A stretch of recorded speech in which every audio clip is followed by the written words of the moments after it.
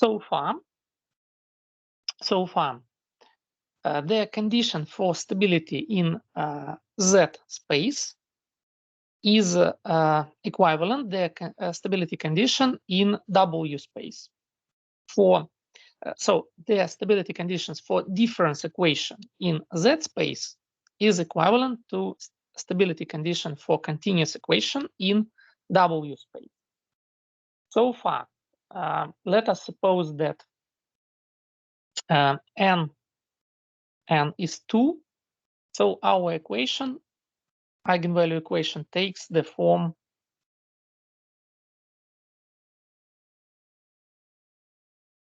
in the following form: a0 plus a1z plus a2z square is 0. Let us change our variables.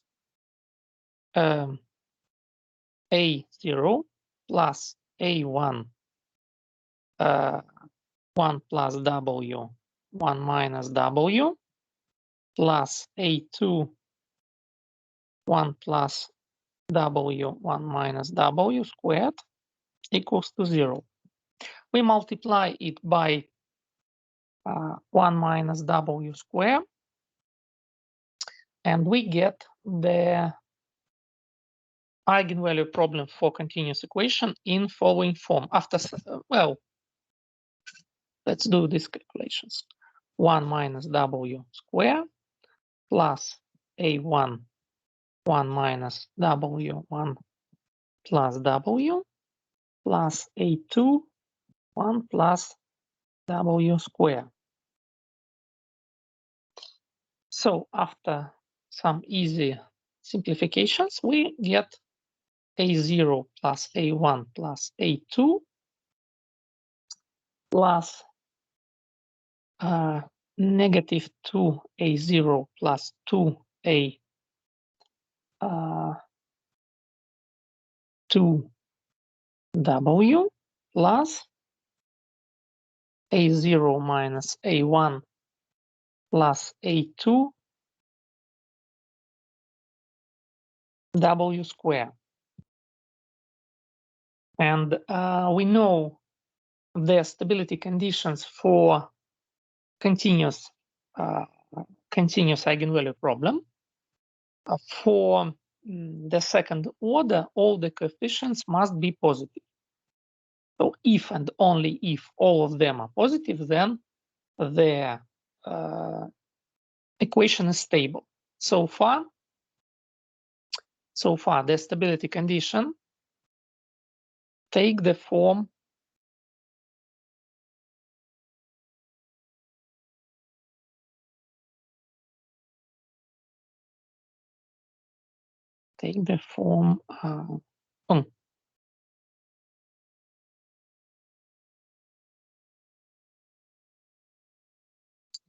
so we can a bit simplify this.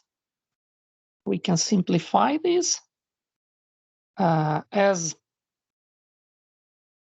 first of all, we can divide by 2 the second equation. So a2 must be greater than a0. And we can change first and third with a0 plus absolute value of a1 plus a2 less than 0. So these two conditions will be our stability conditions for discrete equation. And we can use the same technique when we are trying to find, for example, stability conditions for the third grade, fourth grade, and so on. There are good stability conditions for continuous case, like Lienara-Shipara equations.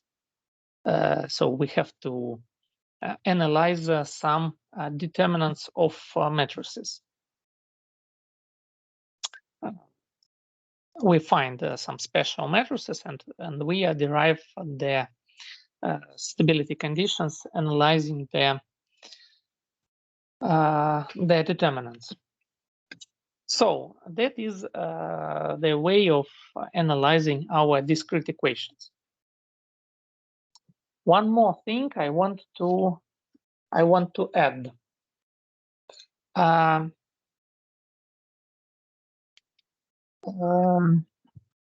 For discrete equations, we know that the stability conditions for equilibrium is lambda equals to df by dn at the equilibrium, the mean value of our eigenvalue must be less than 1. The equilibrium is our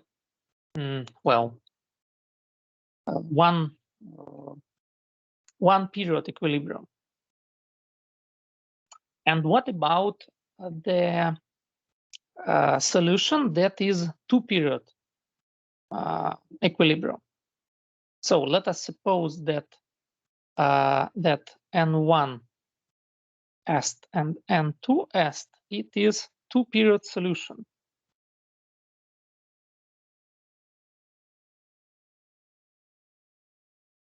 We have seen a lot of 2-period solutions when we analyzed equations like Verhulst equation or Gampert's equation in a discrete case.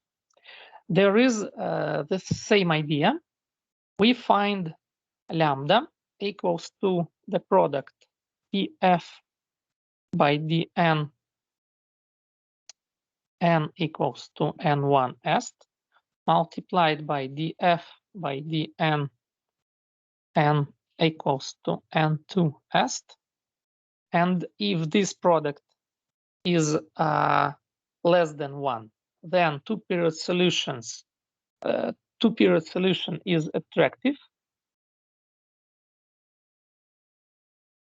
So the closed solutions are going to this 2-period solution. And if it is greater than 1, it is repulsive.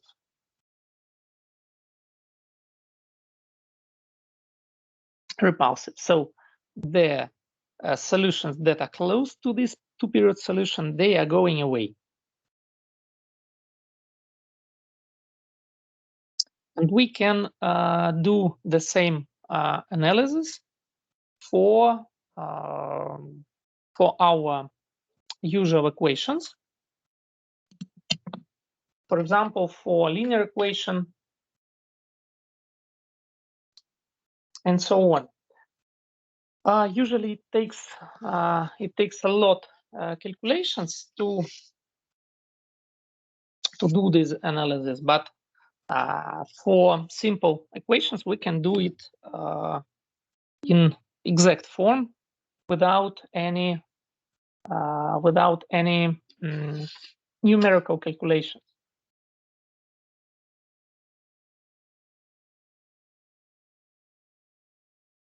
I'm gonna give you a book with a good example, but this example needs a huge amount of calculations. You can do them by yourself. Next one. That's almost all about our difference equations.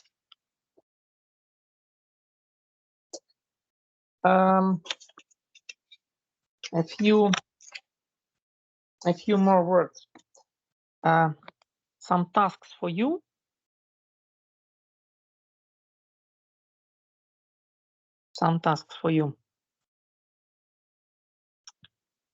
So we finalize the difference equations. Task 24. Consider the quite simple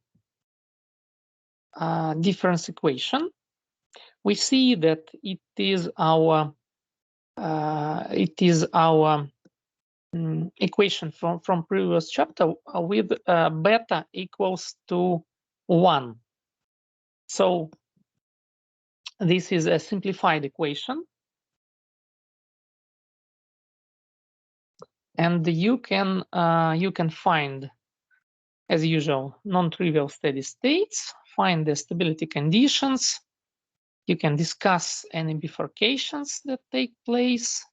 You can draw cobweb maps in each case. And finally, using the substitution y is equal to 1 divided by xk, you can find the exact solution and try. So you can understand, did you analyze the equation right or not? Well, next one. Next task. Next task.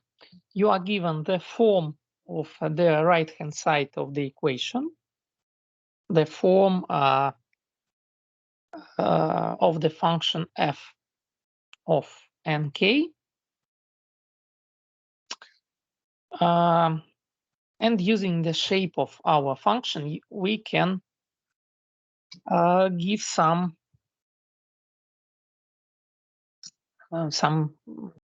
general results about our equation. For example, what does the point S means?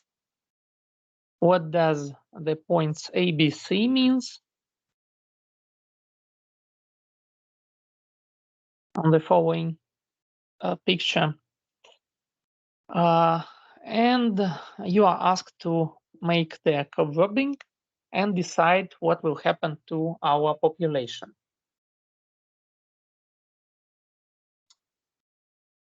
Next problem, a system of two equations.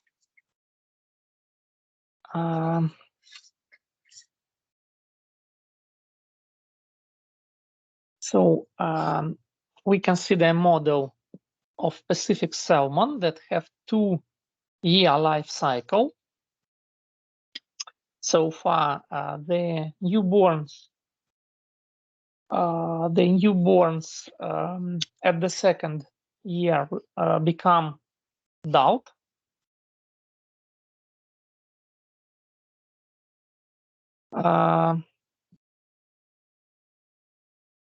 And there are some propositions like f of 0 is g of 0 is 0, and some more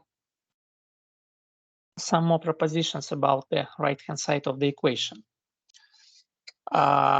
So you can try to explain these in biological terms, and you can use cobwebbing and analysis.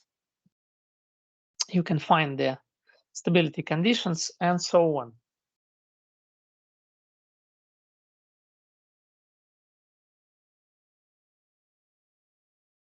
And the last task, the equation for insects, for our insects. We suppose that we can control the number of insects using the sterilization of some part of the insects in our population, and we can find, we can derive the equation in the following form, and using the control parameter S, as usual, we find the steady states, analyze the stability, and so on. So the tasks are here: A, B, C, and D. So we can find the bifurcation plot, and so on.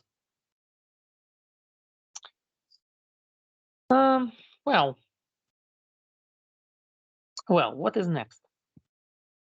Next is the delayed equation.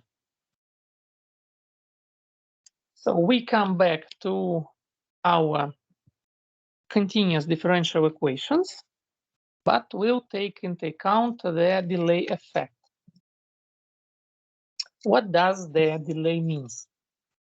In all previous models, we have seen that the change of our population in all previous models n dot depended on n of the time t.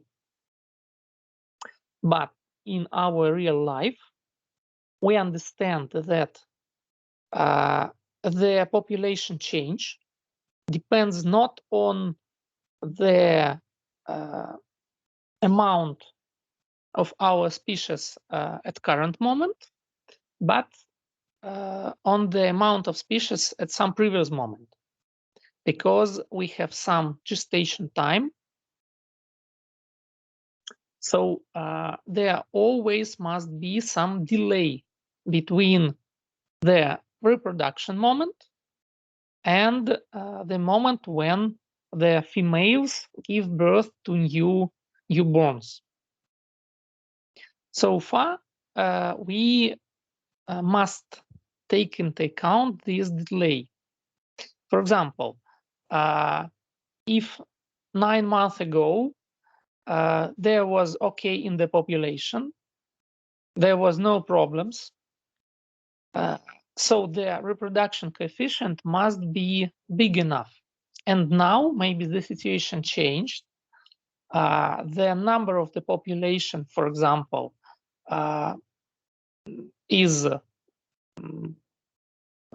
less or more, or something else happened. But all the pregnant females will give birth to newborns. So far, when we consider this equation, we must take into account in this term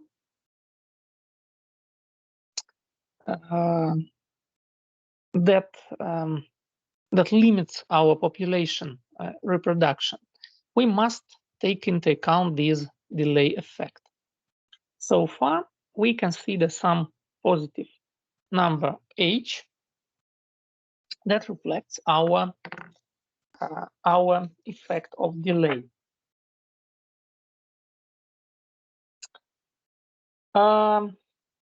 For delayed equations, we can use the same technique, the same definition of stability, but something is different. Something is different. First of all, to solve the delayed equation, we must know not when we solve the Cauchy initial problem, for example, we must know not the meaning of our n of t at some point, but we have to know like this. It is the time, it is our zero, and we must know n of t from negative h to 0. So we must know meaning of our n of t, because the value of n dot at 0 moment depend on all of these values. So that's the main difference between continuous equations and with the equations with delay. But the definition of stable states, of the equilibriums, steady states, is the same. And the same is the definition of the stability. So for this equation, it is called Hutchinson equation. We can find our steady states in the same form. So if there are solutions like n of t equals to ns, then the equation for our steady states will be the same. The right-hand side must be equals to 0. So we get an equation a n 1 minus n divided by L is 0.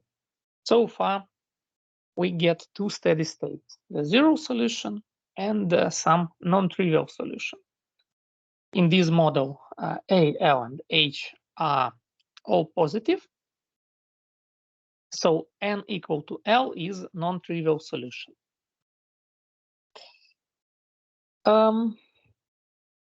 And as usual, we have the trivial solution. That means that there is no population at all, so it doesn't replenish, and it's quite natural that the trivial solution must always exist. The analysis of our discrete equation is, we can say it is the same as in continuous equations. We are trying to linearize the equation. We neglect high order terms, and we are trying to find the eigenvalues of our new linearized equation. So far, let us define x. First of all, if n is 0, let us consider the trivial solution. We see that in the trivial case, the equation is linearized. What does it mean?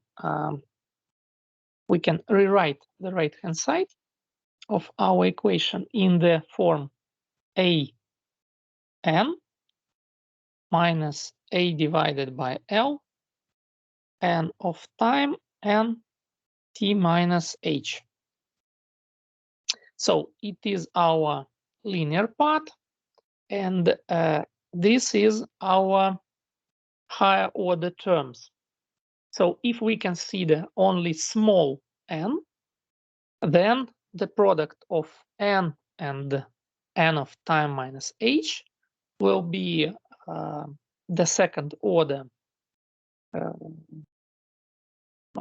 smallness, and the linear approximation is n dot is a n. Since a is positive, we understand that the trivial solution is unstable.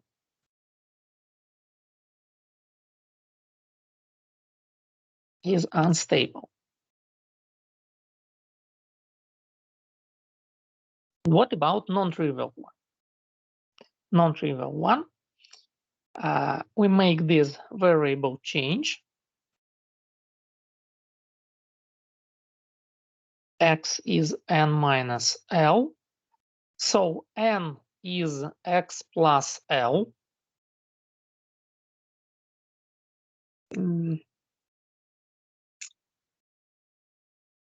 N is x plus L. So we substitute these with x plus L. Just a moment. There must be x of time minus h plus L. And here there will be x of time plus L.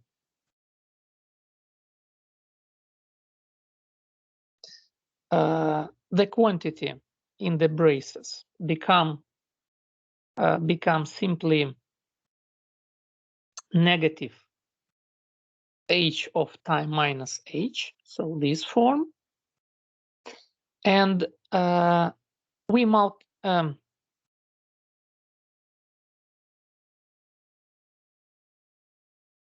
yes, there is no L because we divide by L,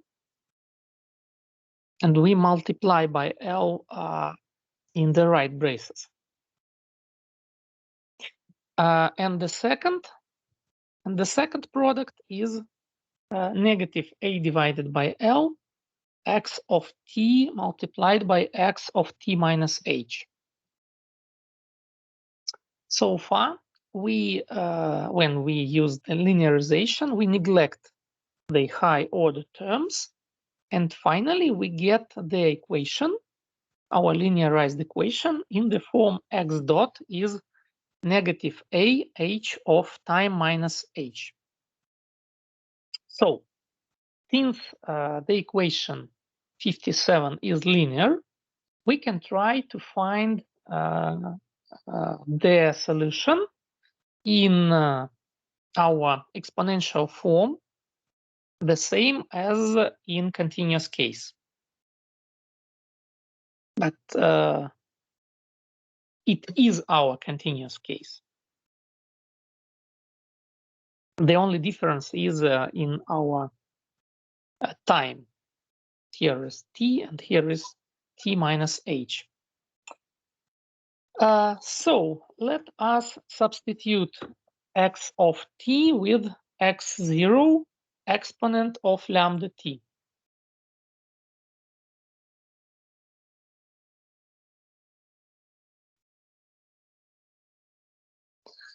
What is x dot? X dot is x0 lambda exponent lambda t, right? And to the right hand side, it is negative a. And here we substitute x. So x of time minus h, it is x0 exponent of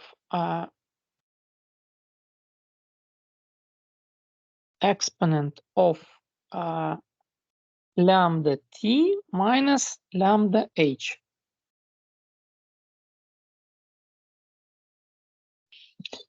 Now we can divide the left and right hand side of the equation by x dot. First of all, we can divide by exponent of lambda time, like this. And finally, we get the characteristic equation or eigenvalue equation in the following form. So lambda plus a exponent to negative lambda h is 0.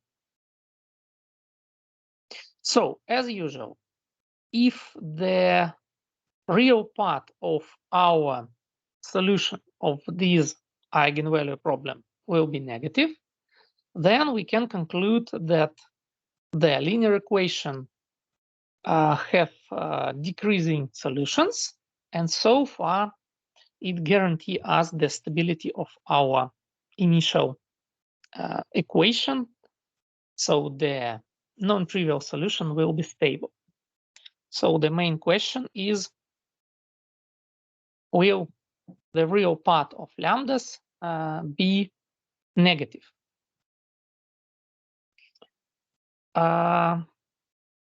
In continuous case, there was the algebraic equation for lambda, and the situation was much more simple. But now we see that lambda is a complex value, and it is involved as lambda and as the exponent of our lambda. But still, we can analyze this equation.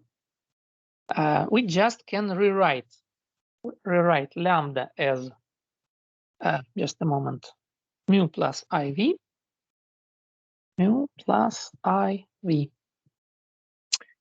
and we'll see the equation for mu and for v when we separate the real and imaginary part of the equation 58. Let us do it. So let lambda is mu plus iv. The equation is lambda plus a exponent of negative lambda h is 0. So let us rewrite it. We have the equation mu plus IV, it is our lambda, plus A. And what about exponent of negative mu plus IV h? So it is exponent of negative mu h multiplied by cosine of VH plus I sine of VH. So A exponent negative mu h cosine of VH plus I sine of VH. And it is 0. So far we can easily find the real and imaginary part of our characteristic equation. So for real part, we get the first, and for imaginary part, we get the second equation. Now mu and v and still the h are all real.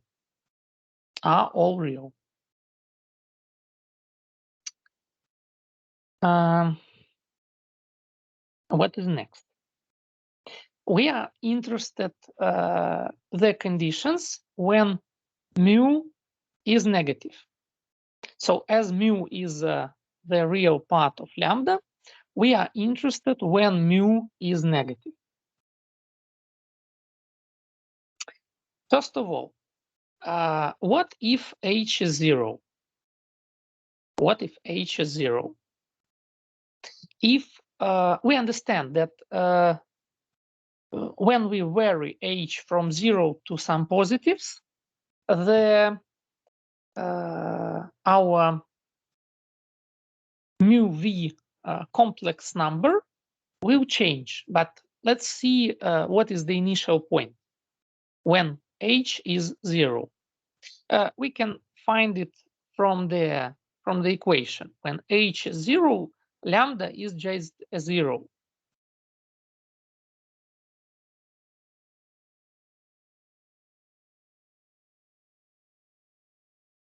No, not 0, I'm sorry. When h is 0, we get the eigenvalue equation lambda plus a.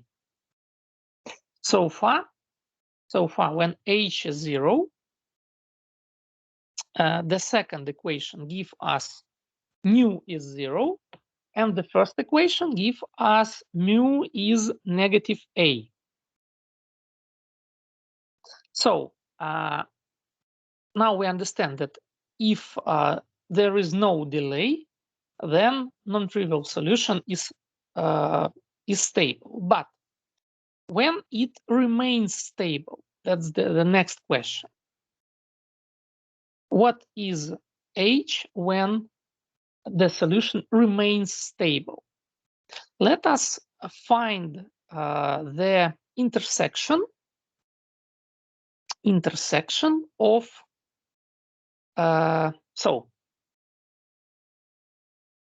it is our mu, it is our nu. When h is 0, we are here. Then when we vary h, the point is going here or here, we don't know. But at some moment, it can cross the 0 line.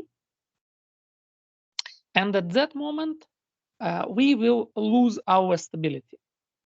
So what is h when mu is crossing 0?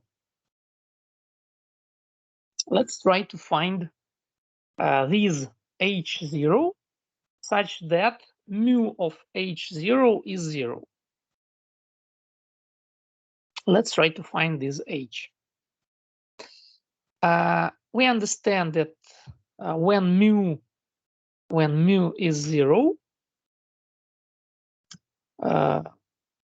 exponent of negative mu h is also 0. Mu is 0. And finally, we see the equation for this situation. So mu is 0, and the equation is a cosine VH is a 0.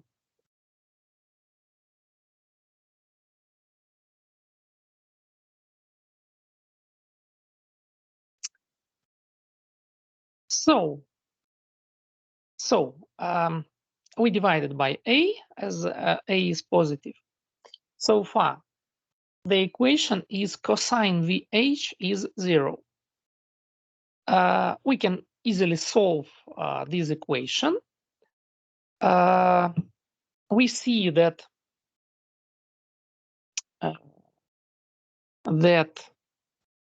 our solutions are V0 HK is P divided by 2 plus 2 PK. 2 PK, and we can use the second equation.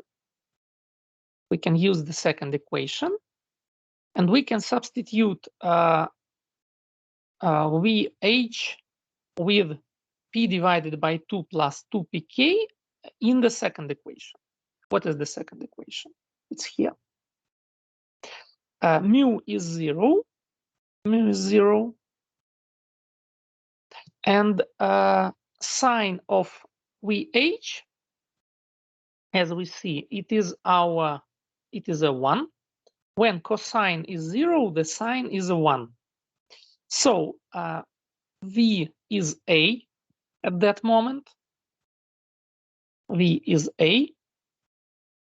The index 0 means that it is the first intersection.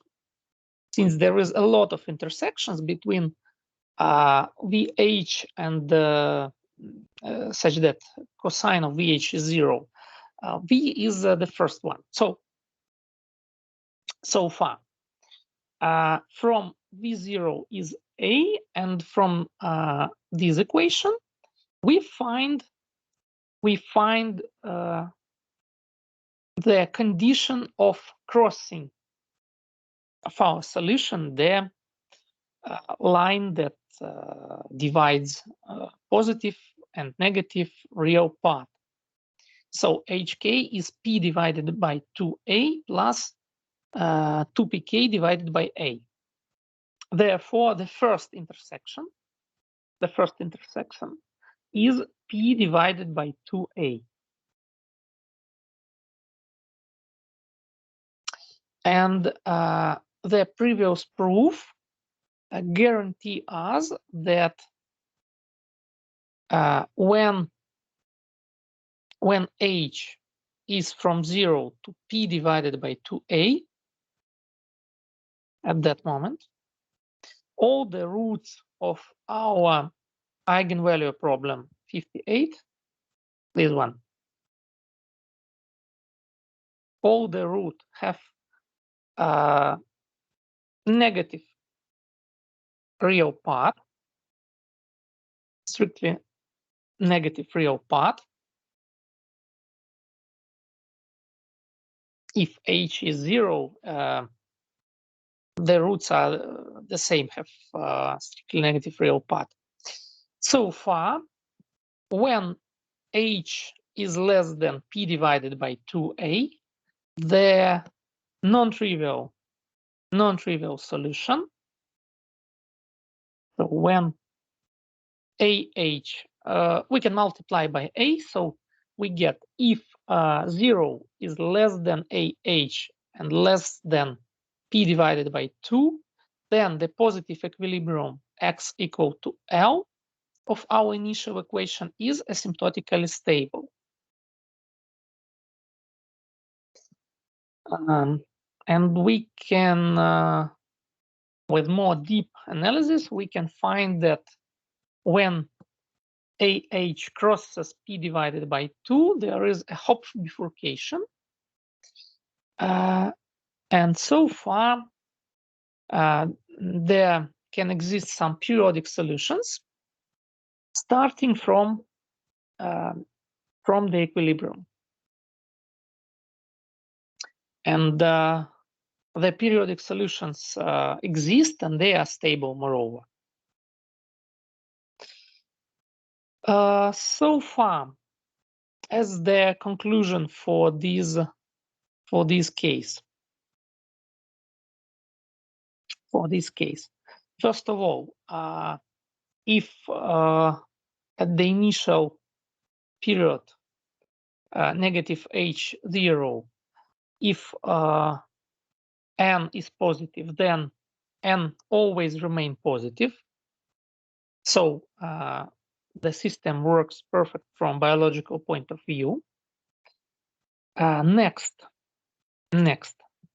for large time, the solutions are going to our equilibrium or they oscillate near the equilibrium. And there are some more results. First of all, if AH is quite small, if AH is from 0 to 1.52, then L is globally asymptotically stable. So all the solutions are going to L.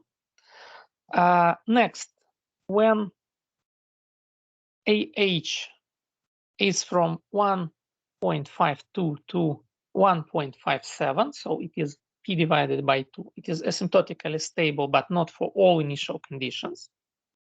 Since we proved the stability only for linearized equation. So it means that we proved it only for close initial solutions that are close to our equilibrium. But it could be proved that when AH is less than 1.52, then all the solutions are going to our equilibrium. Next,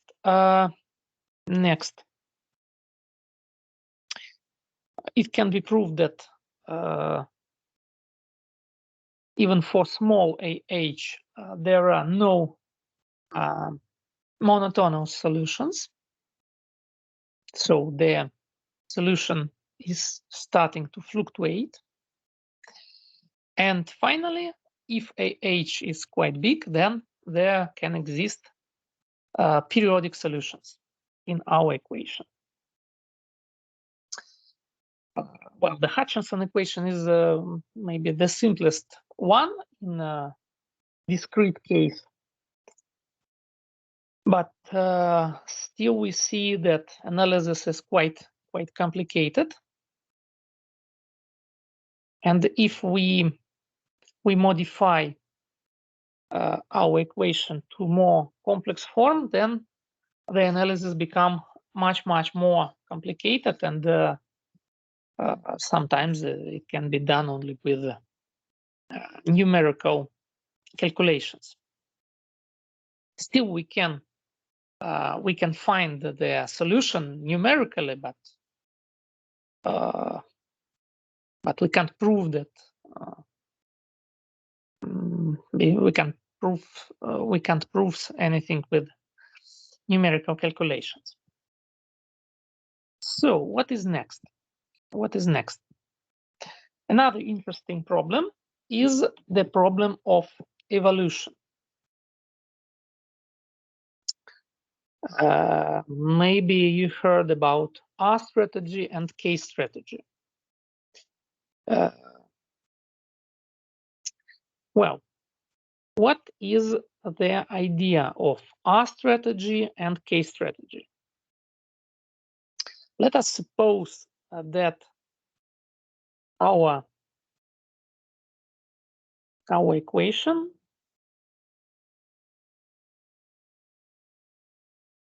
is in this form. So what is R and what is K in this equation? Do you remember?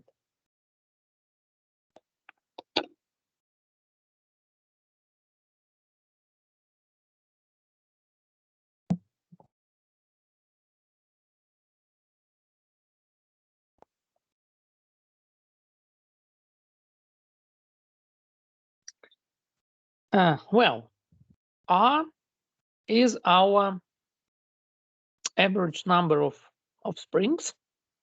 So in simple words, it is the number of children, the average number of children that one female can give birth. And the K is our capacity of the environment. So it is the amount of biomass that can be supported by the environment. So what is good for population? It is the main way. If we increase both of them, R and K, it's okay for a population. It means that their capacity grows and the number of kids grows, and it's the best situation that the population can imagine. But in the real life, we usually can have to choose. It doesn't mean that the population itself can choose something, but still there are some genetic fluctuations, and our R is changing a little with the genetic mutation, and K is changing. So the main question is, if we change both of them, R and K, what is better for population? What is the genetic way? So if in the population have two species, for the first one, it have parameters R1 and K1, and the another population type have the parameters R2 and K2.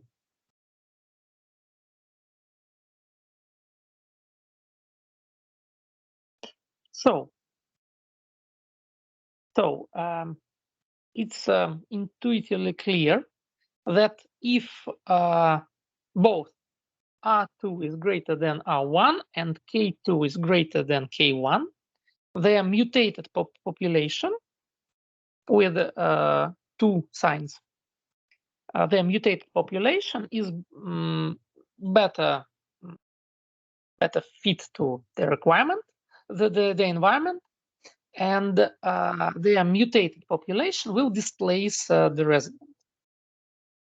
So if both of them are increased, if both R2 is greater than R1 and K2 is greater than K1, their mutated population will replace the initial one. But what if the first sign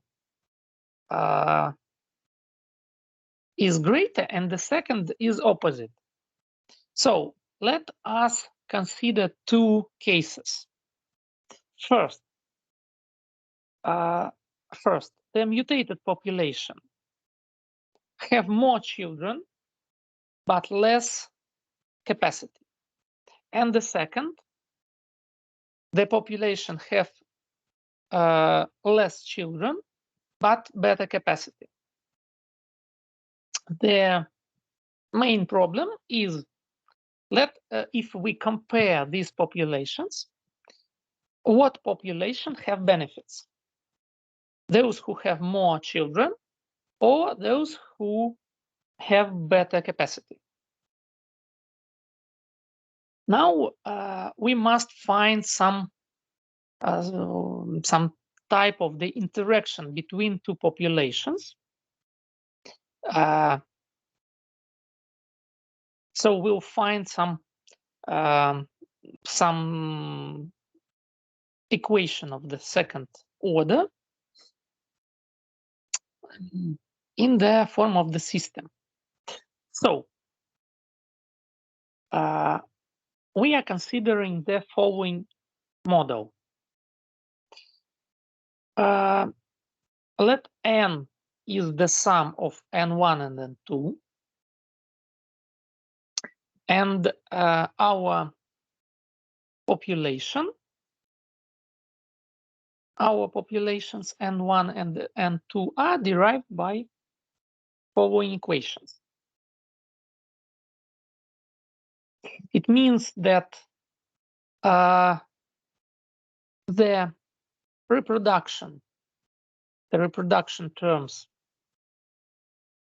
R1 and R2 are individual for the first and for the second population. And their self-limitation parameter depends on the both populations. So we see that, for example, if n1 is greater than n2,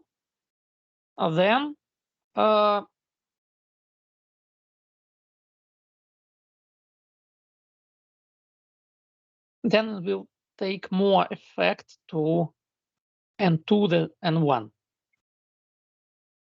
So let's find the equilibriums of this model, and we'll find their stability conditions for it. So what are the equilibriums? We have the equation. We have the equation R1 N1 1 minus N1 plus N2 divided by K1. R2 N2 1 minus N1 plus N2 divided by K2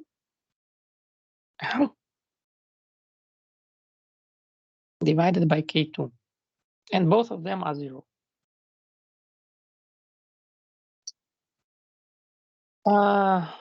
We can easily see that there are two equilibriums, K1 0 and 0 K2. K1 0 and 0 K2. And there can exist some mixed equilibrium, but or cannot exist. That's the question. That's the question. We have to solve the equation. If n1 and n2 are both non-zero, then n1 it's quite clear. If n1 and n2 are not 0, we can divide by n1 and n2, and we'll finally get the first equation will give us n1 plus n2 is k1, and the second equation will give us n1 plus n2 is k2. And since k1 and k2 are different, that the equations have no solutions. So we have only two steady states. And we have seen the same situation when we discussed the competition. We had two equilibriums, meaning that the first or the second population dies. So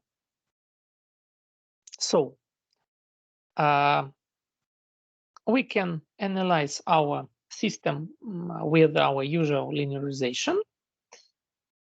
So the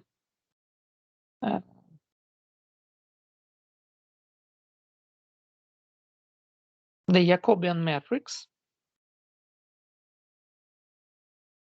I think there must be negative R1 here.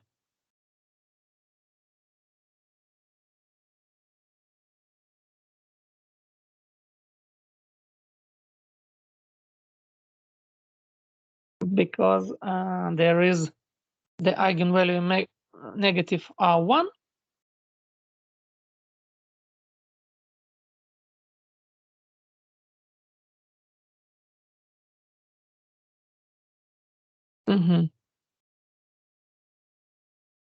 Otherwise, there will be positive R1. There must be eigenvalue plus R1. Well, it needs clarification. Okay, let us see. So n1 dot is R1 n1 multiplied by 1 minus n1 plus n2 divided by k1. So it is our f1. And this one is df1 by dn1.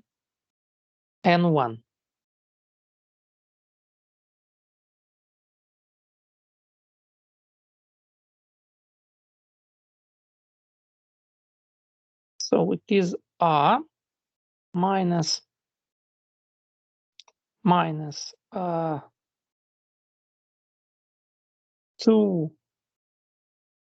n1 divided by k1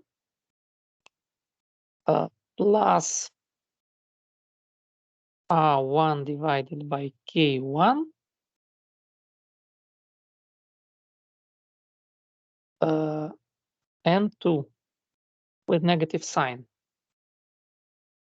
And when we substitute n1 with k1, as we are analyzing this steady state, r1 minus 2, oh, just a moment, there must be r1 here. So r1 minus 2r1, it is negative r1. So it was the mistake in the presentation, I'm sorry. And that's right, there must be negative r1 here. So far, the matrix is diagonal, and the diagonal elements are the eigenvalues.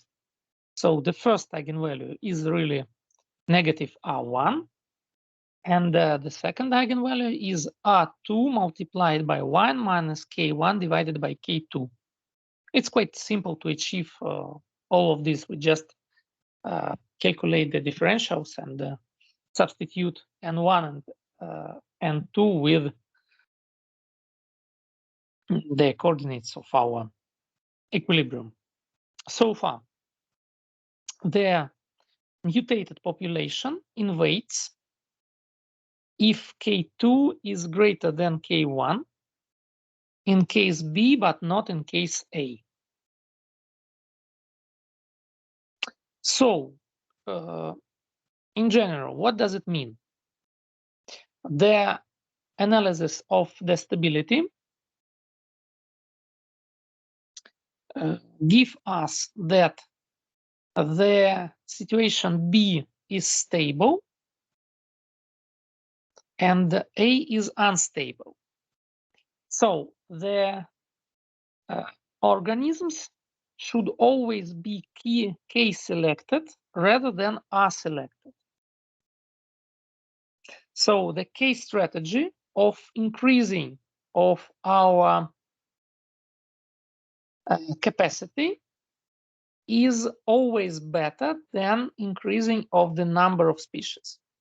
It doesn't mean that it always works, because the model itself is very, very simple, but this simple model gives us the explanation why the species can decrease the number of springs in order to increase the capacity. So it is the explanation of existence of mammals, monkeys, human, and so on. We know that the bigger species is, the less number of children is possible. For example, an elephant cannot have 2 kids. If there are 2 kids, they will die.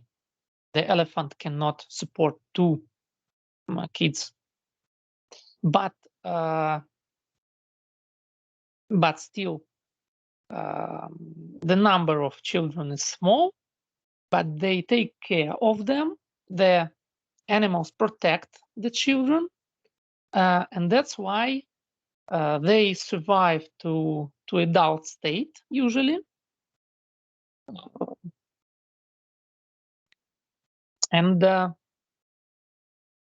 from the evolution point of view, it is better than increase of the number of offsprings. Sometimes, yes, sure, sometimes it works, like the fish, for example.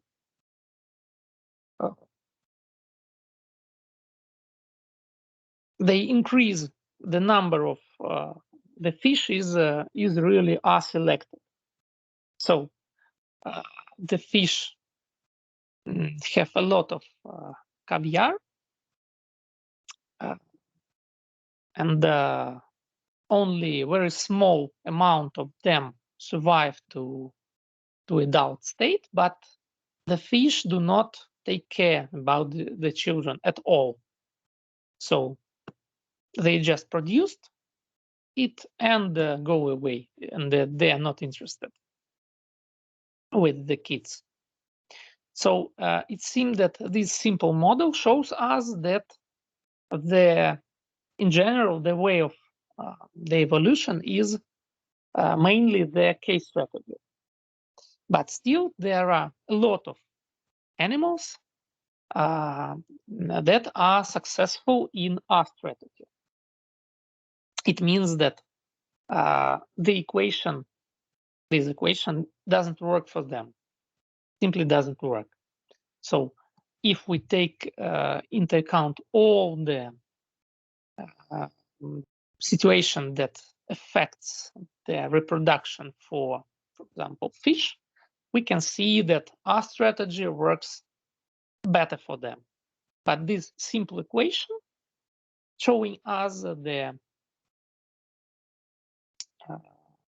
competition between initial and mutated species shows us that the case strategy can work better.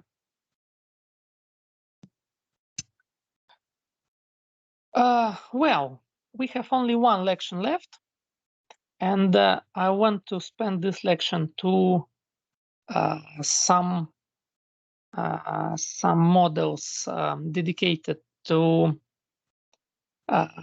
diseases, to epidemics. And now I think that's all for today with our lections. So I'm ready to turn to your presentations. Are you ready today or not? I think there must be some presentations today. Yes.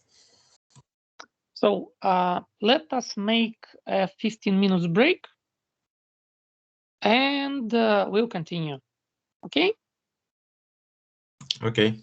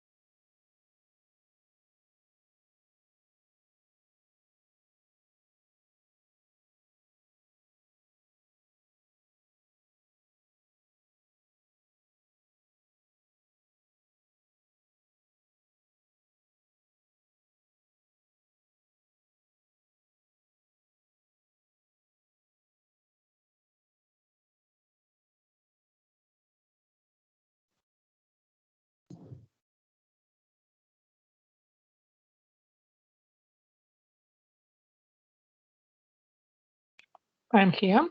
We can continue. Okay, let me begin. 1 second.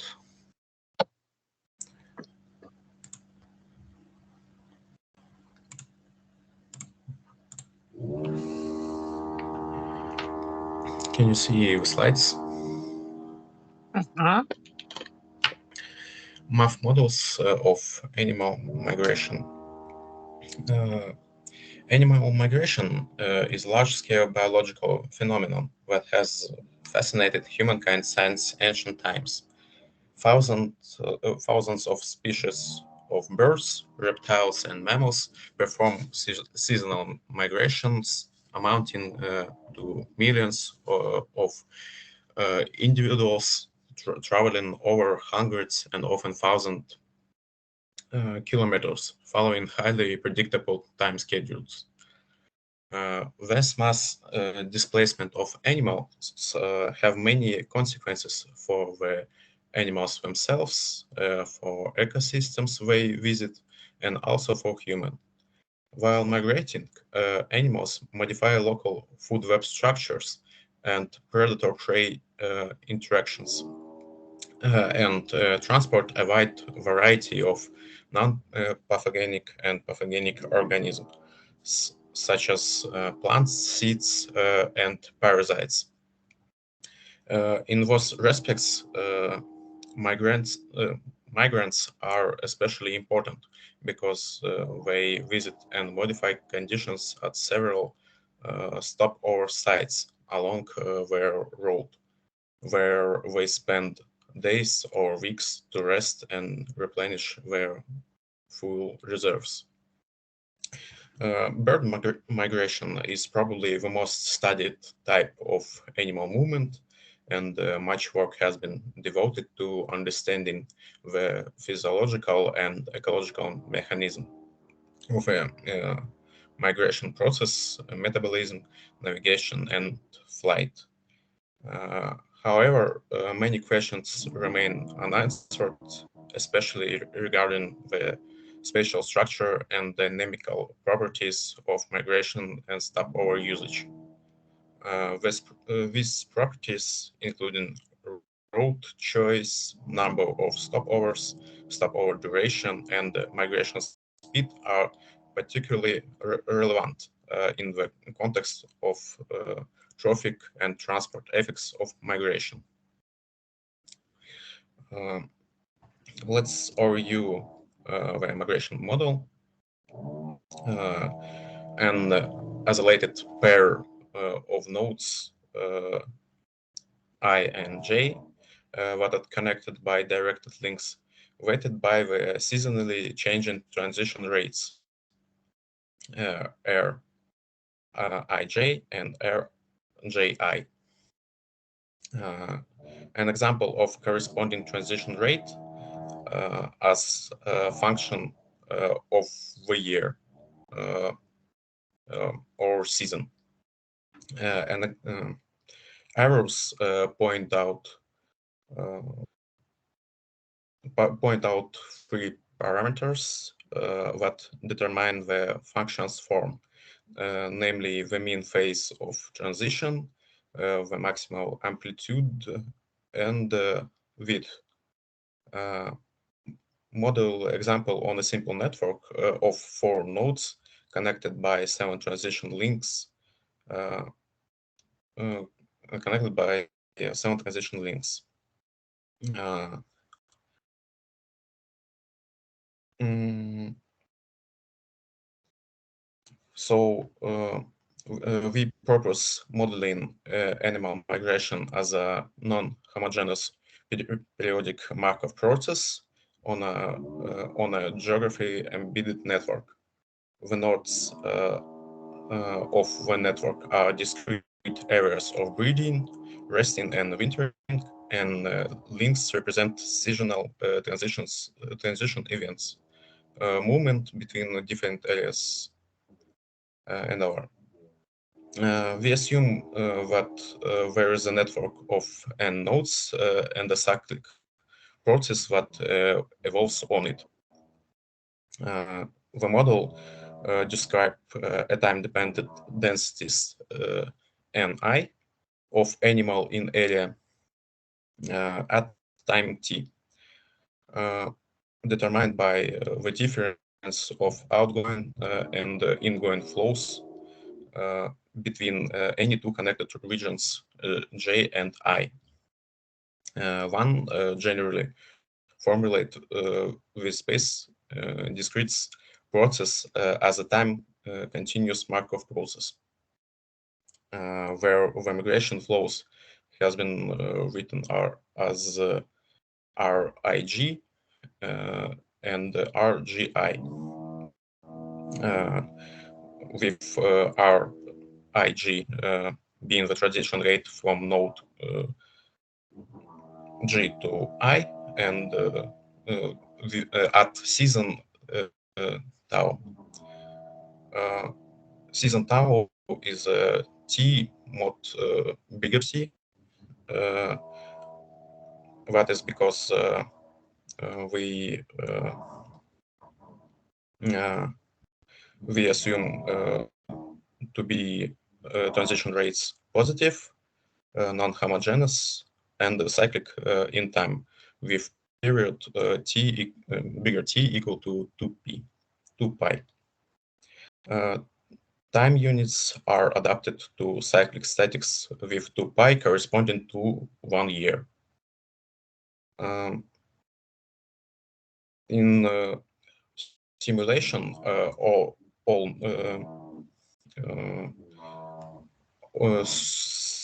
summation over all nodes give us 1, which shown the population size remains conserved. If the process is stationary, the densities converge into seasonal stationary states. And the result of the research about white stork and greater white fronted goose migration all over the year is what our network of stork migration consisted of 24 nodes and 96 directed links, and the goose network had 17 nodes and 53 links, whereas individuals of both species used only up to 9 sites per year. The seasonal flow of birds in networks indicated cyclic movement in the time of all individuals. At some times of a year, all birds were made in a few nodes only, whereas during migration, much movement happened. Furthermore, the flow of birds was not just linear along a number of nodes, but a lot of branching occurred, especially in the stork network.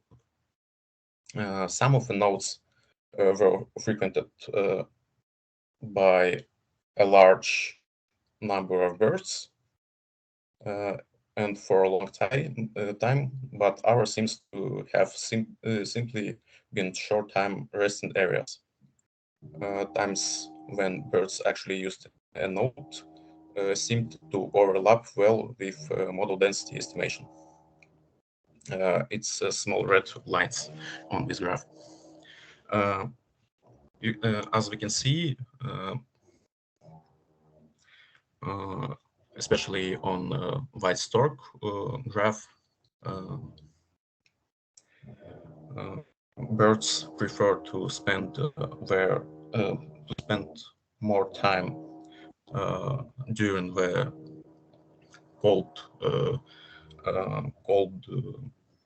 weather in the north hemisphere in Africa and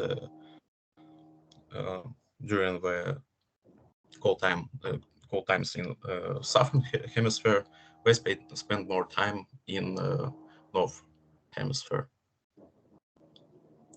That's it.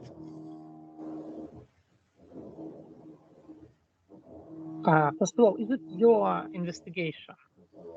It's not mine. Here's the source of this investigation. Mm-hmm. Okay, I see. Well, it's okay, but I ask you to make it more popular than scientific.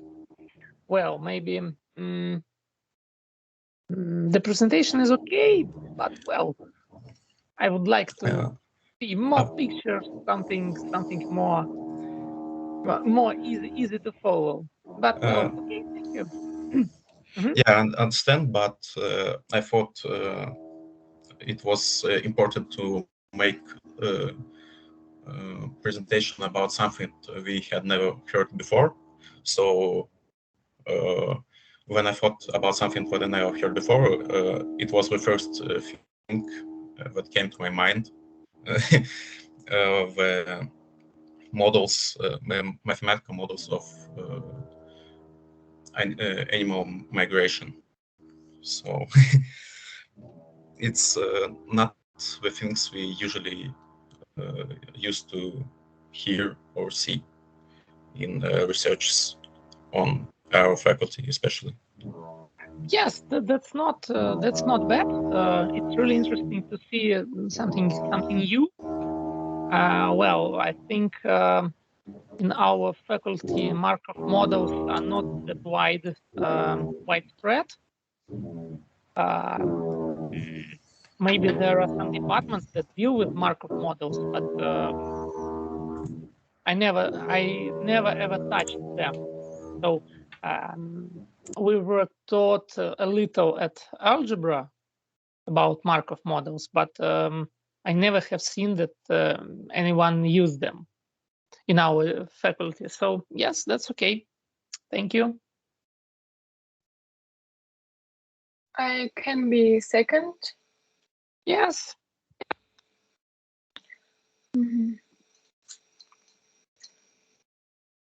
I hope my presentation is seen. Today, I would like to talk about Neuralink. Elon Musk found that Neuralink has made headlines over the past many years around its efforts to develop a new kind of interface between the human brain and computing devices. So, what is Neuralink? Neuralink is a project by Elon Musk that started in 2016. The company includes various mechanisms that include the transmission of brain signals over Bluetooth. This allows you to control a computer or a smartphone directly using brain impulses. But first, let's talk a little about the structure of the brain. There are 86 billion neurons in your brain. Neurons send and receive information. Also, neurons come in many different types. They generally have three parts: an dendrite, which receives a signal, a cell body called a soma, which computes the signal, and an axon, which sends a signal out. Neurons are connected through synapses. The neurons of your brain connect to each other to send and receive signal through axon dendrite connection called synapses. Neurons communicate through electric signals. Action potentials cause synapses to release neurotransmitters. These small molecules bind to receptors on dendrites, opening channels that cause current to flow across the neuron's membrane. Then a neuron receives the right combination of spatial temporal synaptic input. It initiates an action potential. We can record electrical signals in the brain. We place electrodes near neurons in order to detect action potentials. Recording from many neurons allows us to decode the information represented by those cells. In the movement-related areas of the brain, for example, neurons represent intended movements. The neurons in the brain that carry information about everything we see, feel, touch, or think. Neuralink is designing the first neural implant that will let you control a computer or mobile device anywhere you go. Micron-scale threads are inserted into areas of the brain that control movement. Each thread contains many electrodes and connects them to an implant, the link. In this picture, you can see what it looks like. Let's take a closer look at what an implant consists of.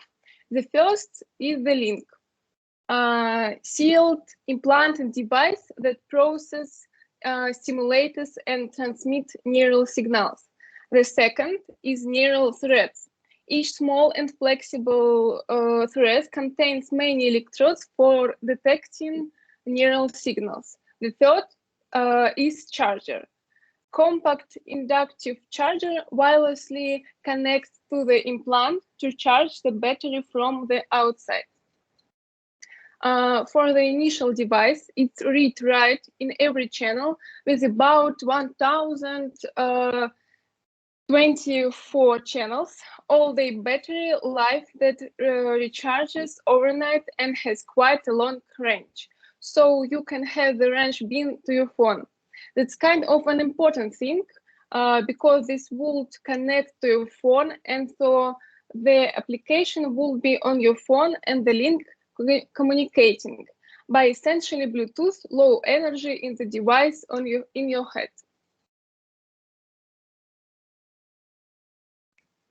Well, the size of electrodes is so tiny, and the thread on the link are so fine and flexible that is not possible for any surgeon to manually insert these electrodes. Therefore, Neuralink has developed a special surgical robot that will be able to implement the introduction in automatic mode. This is robotic system that the neurosurgeon can use to reliably and efficiently insert these threads exactly where they need to be. It allows operation to be performed with incredible precision and accuracy while minimizing the risk of brain damage. For the chip to work, it's necessary to stick more than 1,000 microscopic wires with electrodes at the ends into the brain. The robot analyzes the appearance of the cerebral cortex and tries to stick electrodes between the vessels and large capillaries so that there is no bleeding. In a presentation in 2020, Musk already stated that the operation will take no more than 1 hour and patient will be able to leave the hospital within a day after the operation. I think it's amazing. Let's talk about why Neuralink is needed at all. The main task of Neuralink is to empower people, primarily those who suffer from neurological diseases. According to Musk, the device will help control hormones, cope with anxiety, and even make the brain work more efficiently. Also, the chip will allow you to transfer music directly to the brain. People will be able to listen to music at frequencies that are usually inaccessible to our hearing and even communicate telepathically. Almost everyone has neurological problems over time, so we need a generalized brain device that is reliable and affordable. In the slide, you can see the diseases that can be solved with the help of Neuralink implantation. Next. In the video, we see the pig Gertrude. Gertrude is the Neuralink-enabled pig routes through straw during a demonstration of the brain-computer link technology. Brain activity shows spikes. During the presentation, indicators of the activity of the big brain activity were shown on the screen. A chip tracking the activity of the tactile center of the animal's brain and the reaction to the touch of the snout and the object. The interface can subtly work with the nervous system. For example, when the pig found with a snout, the chip recorded the peak activity of neurons. Thanks to the registration of brain signals, modeling, and computer signals processing, they were able to predict how and where each joint of this peak would move. Look at the movement of triangular points and round ones. The triangular points are the predicted points, and the round ones where the joint started moving in reality. That is based on the data. They knew in advance what movement the pig wanted to make. And as you can see, the error is quite small, and this is just the beginning. Just imagine what opportunities will open up for paralyzed people who will be able to start controlling exoskeletons with the help of such chips. Next video, the monkey was implanted with a chip in the motor cortex, right and left, about 6 weeks before the video was recorded. She was first taught to play with a joystick, rewarded with mashed bananas. At the same time, the Neuralink system collected information about the work of the animal's brain neurons and learned to transmit information about movements of the head. By modeling the relationship between different patterns of neural activity and the monkey's perceived direction of movement, the system modeled and learned to predict the direction and speed of upcoming or intended movement. These predictions were used to control movements in real time.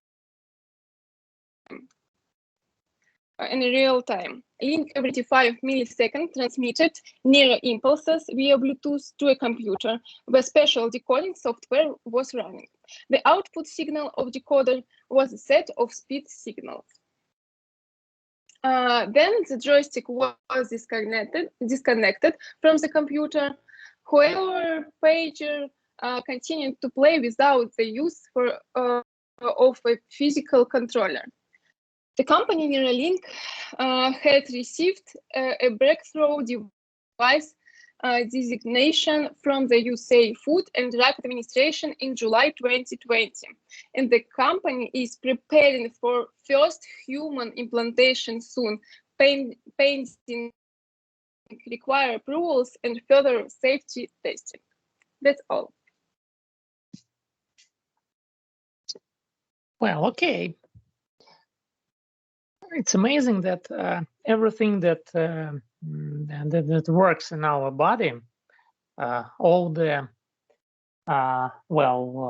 activity, all the control of hands, legs, all our thought, it is everything electric. And yes, it's amazing, and it's open us some huge possibilities. Really, but also it's dangerous. But for example, I don't know. I want or not that any people read my thoughts or know what I would do or any things. I think not anybody will want this implant in your brain? Well, that's the real danger, because the government can control us, Yeah. and it seems that any government wants to control people. For example, when you are going to the subway, or you are going to some official building, you can be scanned, and yes, so that's the question, how they will use this information. But still, there is a lot of good applications. For example, I want to speak with my cat. I want to understand what does it thinks, why he's saying meow. Maybe one day we can understand it, and we will be able to, first of all, we can be able to understand the animals. Maybe it is not too complicated task, because the brain of animals is a bit more simple than our one. So personally, I want to understand. So why he's crying? Why? What's up? Why he want to get me? Why he want me to get up in the night and go somewhere? What's happening? So it's really interesting. But there is a lot of people who have some brain problems, who cannot control legs and hands and so on. If they have some problem with motorics, if they are maybe unable to walk, and the implantation, maybe there will be a presentation about the bio implants. So they use the same technique, the electrical impulses, and well, it's interesting. Thank you, but I think they are very far from real results. So the monkey moving the pointer is not well. It's far away from the real results. I don't think so. We can Neuralink can now predict movement animals, and now human can control body. Body, for example, legs or hands. People who could not walk. It's really it's amazing. And now when Neuralink tries implantation in human brain, I think it's possible to realize this idea. It's not far, I think. Maybe, but as far as I know, they can't help disabled right now. So they are aiming to help, but I think it is not the nearest future.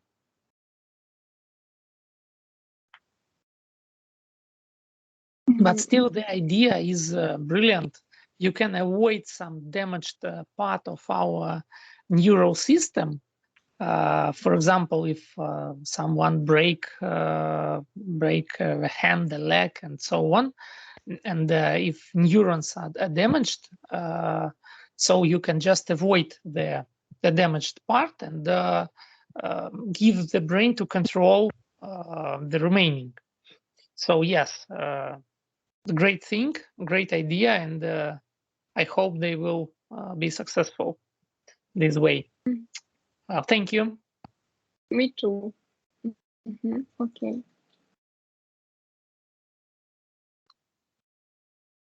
Who is next?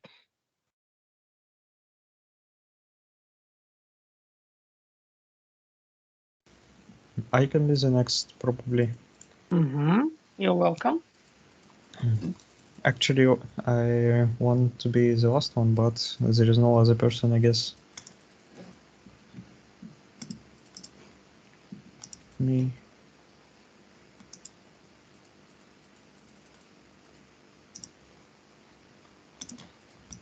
So, I want to tell about Turing test and AI. Robots endowed with consciousness capable of thinking, creating, communicating. We all know about this idea firsthand because everyone knows films like Terminator, iRobot, Prometheus, and the news has some headlines that scientists have advanced in the creating of artificial intelligence, have made a humanoid machine, or that the Turing test has finally been passed. So let's start with the description of artificial intelligence. The term artificial intelligence is commonly understood as science and technology of creating intelligent machine and most of all intelligent computer program. However, this concept is also used to refer to the ability of various intelligent system to perform creating function that we were initially considered to be only for human. In addition, the idea of artificial intelligence is related to the similar task of using computer technology to understand human intelligence. Practically has shown that the potential of machine in terms of performing calculation is much greater than human. That is why the question arose in the circle of scientists. What is the potential of computer in general? And will machine be able to reach the one level of human development? One of the founders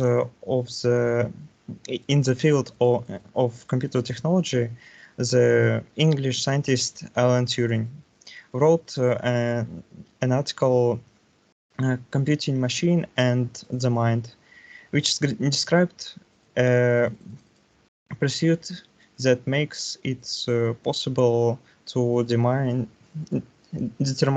the moment when the machine become one step with the person in terms of their rationality.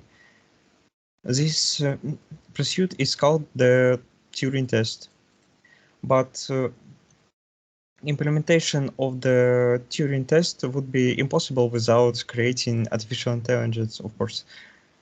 And scientists approach this process from several positions. So, what kind of approach do we have?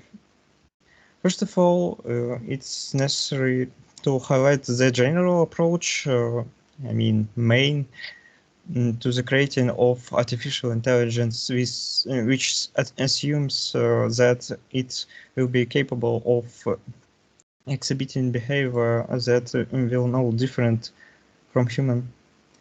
By the way, the president's idea can be called a generality of Turing approach, according to which a machine can be considered intelligent when it will be able to conduct a conversation with an ordinary person, and he will not able to analyze is that a person or a computer. The second approach belongs to the science fiction writers. They said about artificial intelligence, like things that can create and feel as same as human. But this approach is not able to withstand critical if we consider in more detail. For example, we can create a machine that partly can fill in because of their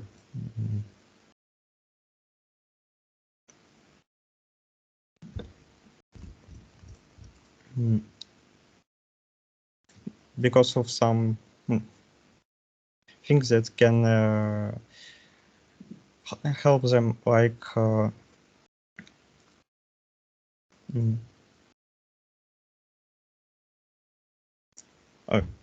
I'm a bit lost.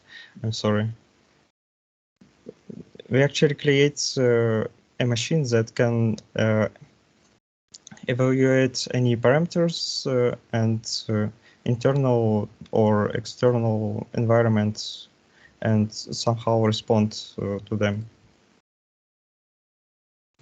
So the first companion called Symbolic. In fact, it was the ordinary characteristic of the era of digital machine. After the first symbolic computer, language was created. The developers consider that there was a chance for practically implementation of artificial intelligence by using symbolic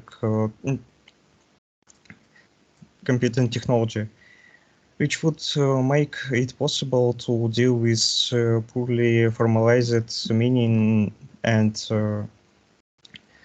representation.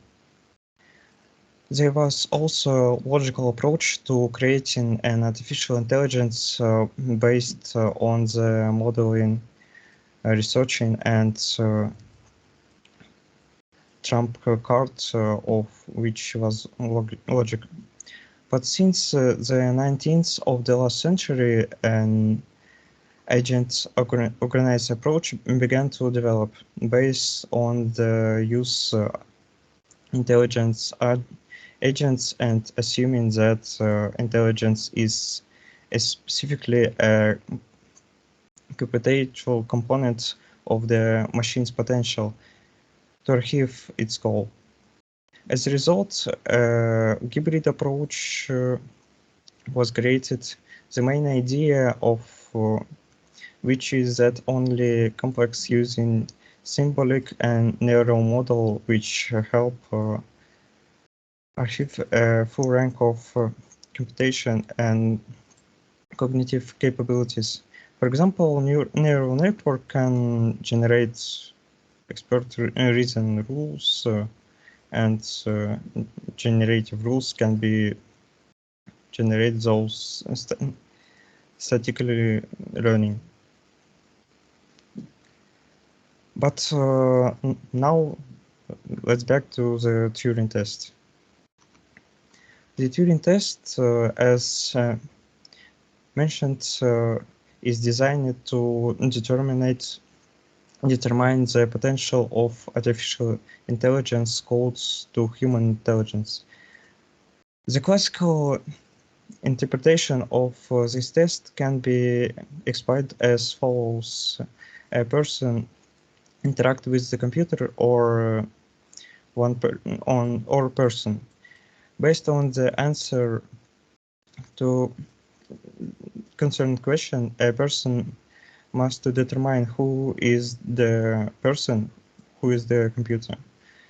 And the function of computer program to mislead a person and lead him to the wrong conclusion. During the test, none of practicants can see each other's, like in this picture, something like that. Alan Turing said that a machine can be considered thinking it's if it can mislead the 30% of the human practicants in process of correspondence. And for decades, no one has been able to implement this test. But for now, we have some articles which tell us about the program which is able to do that. Interestingly, it was the Russian program who created the computer program called Engine Guzman. That is the name of the program, I mean, yeah. And the test itself, organized by scientists from University of Reading in London at the Royal Society. During the experiments, the 40% of practicants believe that they communicate with the real person. Engine claimed that he is 13 years old boy living in Odessa. This fact is undoubtedly a high step in research of creating of artificial intelligence. There is the example of correspondence with Evgeny. Evgeny Guzman is the first program which I guess pass this test, although there's other programs which can come close to do the same. For example, Elbit's bot, the robot, UltraHal, Cleverbot, and other. According to one of founders of Evgeny, Vladimir Veslov, the main idea of developments was that Evgeny know everything and in the same time know nothing. And a huge amount of time was spent developing a program with real personality. Kevin Halvok, a professor of University of Reading, says that there has never been a more controversial and iconic event in the field of artificial intelligence so far. In conclusion, so there is other example of correspondence with Evgeny.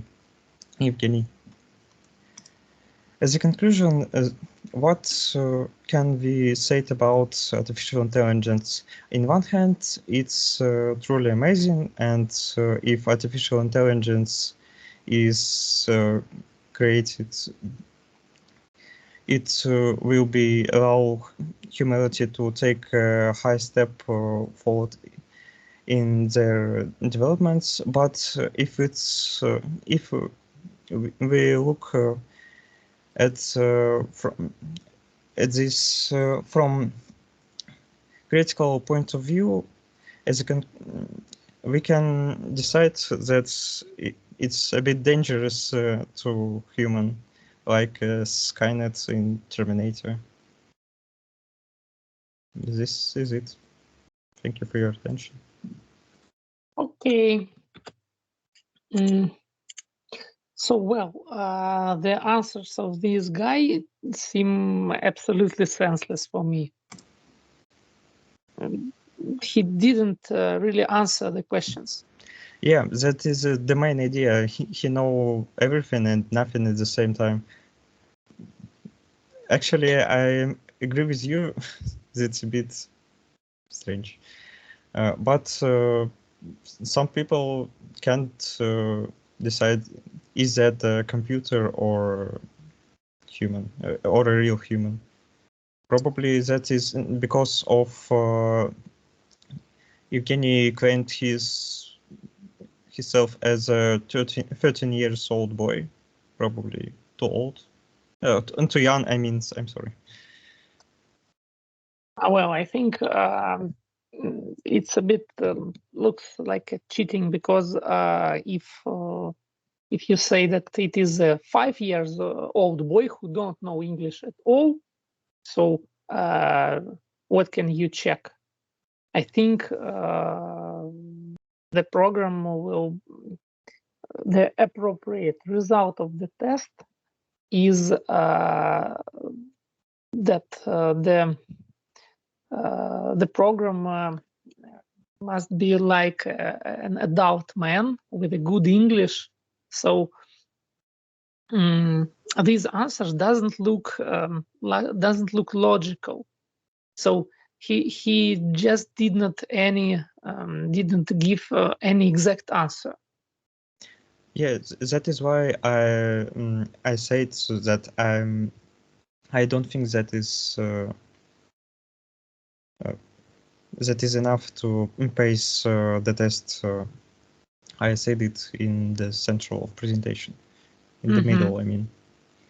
Yes, I agree. I think it is a very strange proof of the passing of Turing test. If and that's the question: who was the human? So it's really depend. Well, what is the education? What is the level of understanding English of those who are give the questions? Actually, we doesn't have a number of correspondence. Maybe there is the 5 correspondence.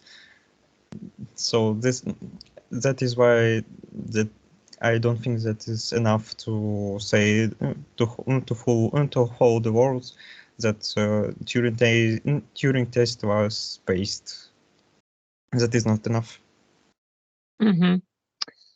First of all, I think the human who are testing and the program, well, first of all, the human must be high educated. The human must be smart, must be clever, and the same with the program. So if a high educated person thinks that the program is a real human, it's a real cool result. But if if the program says that it is someone like Chavs or Russian Gopnik, like this, so the program can just give three different answers at any occasions, and that's all. And you can say, okay, he's really silly, and it is possible. But if you imagine that your computer opponent is a university professor, you do not expect these simple and silly answers. Yeah. So you expect them to be correct. You expect the opponent to know a lot and to understand a lot between the questions, maybe besides the questions. So you can ask, for example, you can say some words, and your opponent knows that there was, for example, a film with this quote, and he can give you an answer in this way. That's the real Turing test. Yeah, I agree with you. And if we would think in case like the creators of Evgeny, we also now can say that Alice from Yandex actually can pass the Turing test. That is. Yes, and for small kids, like 5 years old, Alice is a beautiful. The kids really speak with Alice, and they have no ideas that it is a robot. So that depend on the age. And a small kid think that yes, it is adult. Alice knows a lot and so on. For me, and a real AI, well, I can give you an example. There is a football match. The computer have only access to the picture and have no other information. And I ask the computer about the game, and he say like, our team played well, pushed a lot, but as usual failed, didn't score a lot, like this. Yeah, It's a that's real good example. AI. It's a real AI. The analysis, not the analysis of, well, social media about this game, because it is quite simple. You can collect a lot of human messages and understand the real result. But if it can analyze the picture and give you some conclusion, it's the real AI. Otherwise, it's just a small step in the very long way to AI. Well, thank you. It was interesting. Yep. Is there anyone else? I'm ready. In the queue, Yenin, Nikita, and Crochet Dmitry are first, but I don't see them in the call.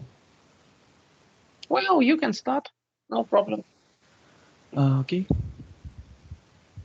I wanna talk about string theory. This is a branch of theoretical physics that studies the dynamics of the interaction of objects, not as point particles, but as one-dimensional extended objects, the so-called quantum strings. String theory combines the ideas of quantum mechanics and relativity theory, so a future theory of quantum gravity may be built on its basis. Quantum gravity is a field of research in theoretical physics, the purpose of which is the quantum description of the gravitational interaction. And if it will be successful, the unification of gravity with the other three fundamental interactions described by the standard model, that's the construction of so-called theory of everything will be possible. So string theory is based on the hypothesis that all elementary particles and their fundamental interactions arise as a result of vibrations and interactions of ultra-microscopic quantum strings on scales of order of Planck length, like 10 to the power of minus 35 meters, very small. The strings are literal strands and loops that vibrate with standing waves simply by changing the vibrational mode, and you get different particles, analogous to how different vibrational modes on guitar strings give different notes. And by the way, these strings exist in 6 compact spatial dimensions on top of the 3 familiar space dimensions in which we live and see. This part of string theory seems very artificial, as like 6 extra dimensions were invented just to make the theory work. There's also no experimental evidence of the existence of these dimensions. This approach, on the one hand, avoids such difficulties of quantum field theory as renormalization, and on the other hand, leads to a deeper look at the structure of matter and space-time. Quantum string theory emerged in early 1970s as a result of understanding of the formulas of Gabriele Vinciano related to string models of a structure of hadrons. In the mid 80s and 90s, the rapid development of the string theory happened. It was expected that in the near future, the so-called unified theory or theory of everything would be formulated on the basis of the string theory, on the search of which Einstein unsuccessfully devoted decades of his life. One of the main problems when we're trying to describe the procedure of reducing string theory from dimensions more than 10 to low energy physics of dimension 4, in which we live in space-time, is a large number of variants of compactifications of additional dimensions, which are in the string theory. A large number of possible solutions since the late 1970s and early 80s have created a problem known as a landscape problem, in connection with which some scientists doubt whether the string theory deserves a scientific status. Despite the mathematical integrity of the theory, no experimental confirmation of string theory has yet been found. Originated to describe hadron physics, but not quite suitable for this, the theory turned out to be a kind of experiment in a vacuum. The greatest criticism of the string theory is that it's never made a testable prediction. The space of possible versions of string theory is so vast that nothing can be calculated with certainty, so the string theory can neither be verified or ruled out. It's unfalsible in some way. But despite these difficulties, the development of string theory simulated the development of mathematical formalisms, mainly algebraic and differential geometry, topology, and also allowed a deeper understanding of the structure of the theories of quantum gravity that preceded it.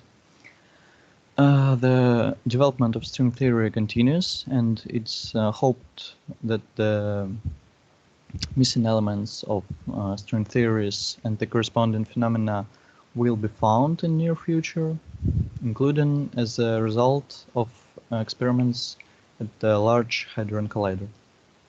And that's all. You can ask questions. Well, it's hard to ask the questions because it is too complicated for me. Yeah, actually, the math is really complicated. Maybe not the math. There is the concepts also, yes. The concept is too complicated because you have to know a lot around it. Yes. So I have one friend who is a big fan of this string theory. He tried to explain it different times, but for me, well, I don't know the modern physics, so it's really hard to understand the general principles because they are based on a lot of other principles that are based on a lot of other principles and so on. Yes, so, true. So it is just the final the final part, and personally, I have no basement. Yeah, and very little people, very small amount of people in the world actually are understanding this theory. Most of them are actually American scientists, which I showed there. Yes, that's really a hard theory, but like there are simple explanations which I try to tell, but they still seem like an abstraction from reality. And what about the implementations? Well, okay, you have the theory. What does it give to us? Like it is theoretical physics. There are no simple uses of it, practical uses. But theoretical physics is used in cosmology a lot. String theory is it's thought to be able to describe dark matter and dark energy because it's a pretty flexible theory. So it's like it's not easy practical use, but it has always been that theoretical physics gives a lot of knowledge and allows people to build practical things, like for example Einstein relativity theory.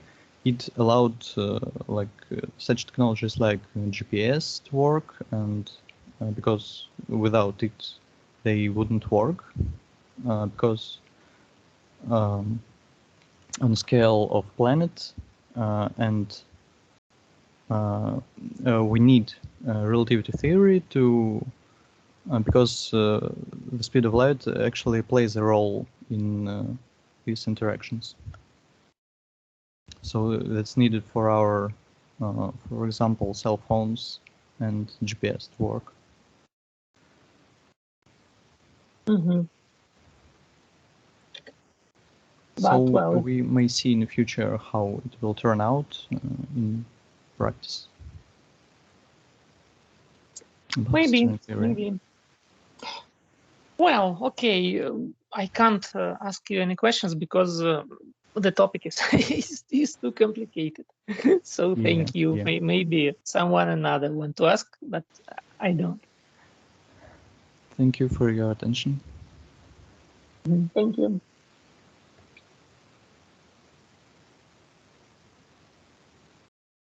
Is there anyone else? Seems like no, I think. Okay. So see you on Monday, I think.